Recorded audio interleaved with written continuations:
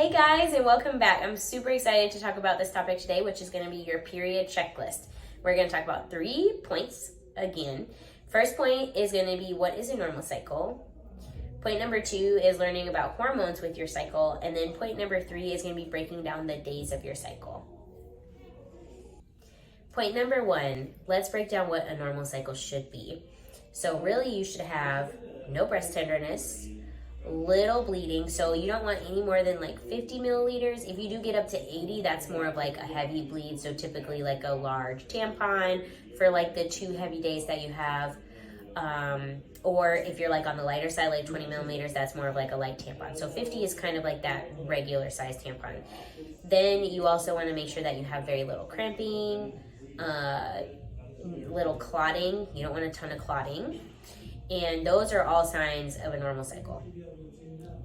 All right, let's break down point number 2. Point number 2 is about hormones in your cycle. So there are 3 top hormones that I feel like are the most important that work for your cycle, and that is progesterone, estrogen, and testosterone.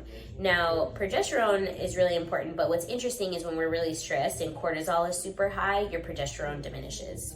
So we want to make sure that we're getting less cortisol levels, less stress, and that'll help with that progesterone. Estrogen, we know, is already a really prominent hormone for women, but we do really want that to be functioning well. But to me, I want to break down testosterone because I think a lot of people think women don't need testosterone, but you really do. Actually, testosterone is big for libido, motivation in women, and muscle functionality. So guys, if your lady is struggling with libido, we might have some testosterone stuff. So not just you needing testosterone, but she needs testosterone. All right, so point number 3 is breaking down the days of your cycle. So a typical cycle can actually last between 21 and 35 days. Most people try to say your ideal is 28, but to be honest, even myself, I'm closer to a 35.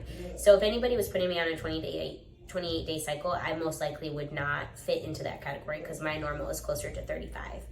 But what's really interesting is if you think about like those birth control packs, right? You're gonna take one and then you get those like sugar pills at the end for your cycle. But actually your cycle starts day 1, your first bleed. So the day 1 of your bleed is day 1 of your actual cycle, not the end. It starts at the beginning. And then technically ovulation comes after that, which is I think really interesting.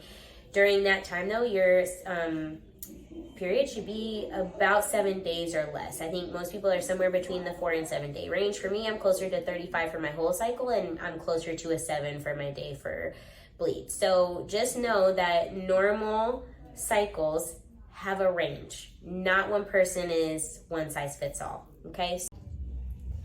So if you feel like your cycle is not fitting into any of these points that I made, it's really heavy, it's really irregular, it is clotty, you have lots of tenderness and cramping where you can't get up for like a whole day, then reach out to me. I am happy to share more info on the importance of a normal cycle. Or if you want to schedule some time to talk with me, I will be happy to connect with you and just show you all the things that you could learn to help regulate it. So look below in the comments and I will put it there. Like and subscribe below, and don't forget to turn on those notifications. Stay tuned for the next video.